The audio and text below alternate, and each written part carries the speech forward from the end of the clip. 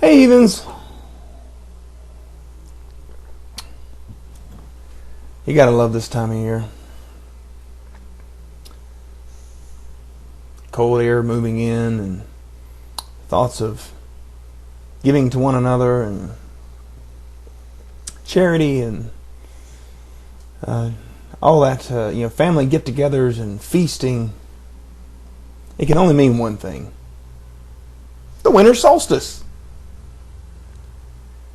Of course, it's all kind of tied into that guy, who was son of a god, born to a mortal mother, later to be born again, born at this time of year, and he'd been put on trial by his skeptics, and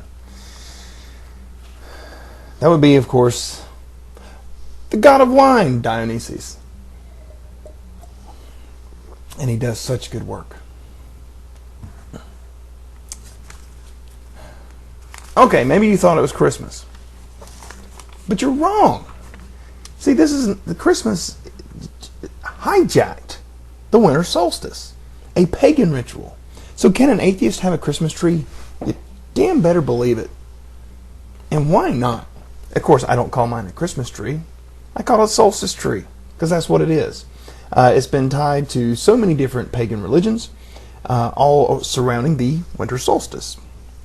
So let's go back to its origins, right?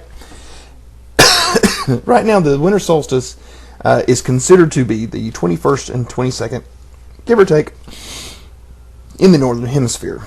In June for those in the southern hemisphere. But let's focus on the northern hemisphere, because that's where people were that started these traditions. It's meant to mark the middle of winter. You've gone through the hard times that the crops aren't growing, and now you're about midway through, and before long spring will be here and things will start to grow again. A lot of people starve to death during these time periods, so this was a pretty important time. It was also marked as the longest or shortest day, depending on which hemisphere you're in, and was very important to these people because it marked the birth of a new year. This was the winter solstice to these people was basically like New Year's for us today. But this 21st and 22nd calendar date wasn't always the case. Back before Caesar, the Julian calendars, that is, the solar calendars, had the winter solstice as the 24th and 25th. Kind of like that midnight thing, is it before or after, and the 24th being before, the 25th being after the solstice. In 1582, Pope Gregory XIII made it official and said that, oh no, we do not, the solstice is not on the 25th. Well, those are very important reasons for that. That's because the celebration of Christmas during the winter solstice was banned by the Catholic Church because it was pagan. So don't tell me it wasn't pagan, because it was, and even the Catholic Church said so. But in the last few hundred years, things have kind of gone back to it. So let's look at a few things when it comes to Christmas and other pagan religions. Let's go to the Norse gods. Have you ever heard the phrase Yule tides? How about Yule Log? How about Yule Tree? They're all the same, and it's because the Norse also celebrated the winter solstice.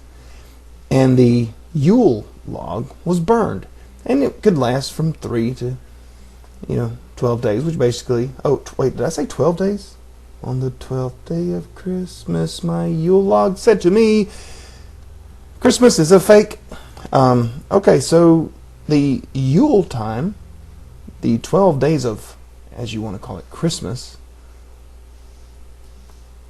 were the time as the log would be burned and how long it would possibly last. The Yule was a Viking holiday. Later to be picked up by the pagans. I'm sorry, the Wiccans. The Wiccans celebrated Yule as the rebirth of the great god. Rebirth of the great god. You mean like Jesus was?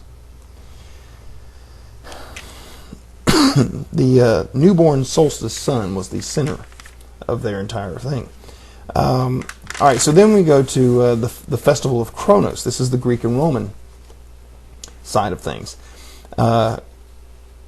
where whether you call it Chronia or Saturnalia, it was accompanied with a feast, giving presents, and even the slaves and masters switched places. The masters served the slaves, giving to the poor, charity, the whole, yeah, okay. But it's about giving presents and that sort of thing. So, another tie. But surely I'm just kind of putting stuff together. None of this is real, right? Huh? Okay, well, we'll keep going. The Christmas tree. Isn't it pretty? All the lights and the decorations. Also known as Thor's Oak, or the return of Dionysus. Dionysus' return. Both of these trees were basically coniferous trees, and Dionysus being the god of wine and male fertility. Male fertility. Birth of a son. Let's recap Dionysus one more time. He was known as a liberator. Okay. He was the son of Zeus. His mother was a mortal. He was twice born. See, what happened was Hera wasn't real happy about this bastard child of Zeus, and she tried to have him killed. She sent Titans after him. And these Titans ate all of Dionysus, but except for his heart. And then Zeus restored him. He was born again. There's a couple variations to the story, but he was born again, kind of like Jesus was. Yeah, he was put on trial by skeptics, and the whole idea of communion, drinking the blood of Christ as wine, God of wine, kind of all ties together, doesn't it? But maybe this all came after. Maybe the Christians did it first and the pagans did it later, right? Yeah. Jeremiah 10 in your own Bible. Open it up, Jeremiah 10, verses 1 through 5. We'll use King James Version simply because I like it the best. It has unicorns in it. Hear ye the word of the Lord, which the Lord hear ye the word which the Lord speaketh unto you, O house of Israel. Oh, so I guess everybody else is okay. You know, that whole Old Testament thing, right? Thus saith the Lord, learn not the way of the heathen, and be not dismayed at the signs of heaven, for the heathen are dismayed at them. For the customs of the people are in vain, for one cutteth a tree out of the forest, the work of the hands of the workmen with an axe. They deck it with silver and gold, and fasten it with nails and with hammers, that it move not.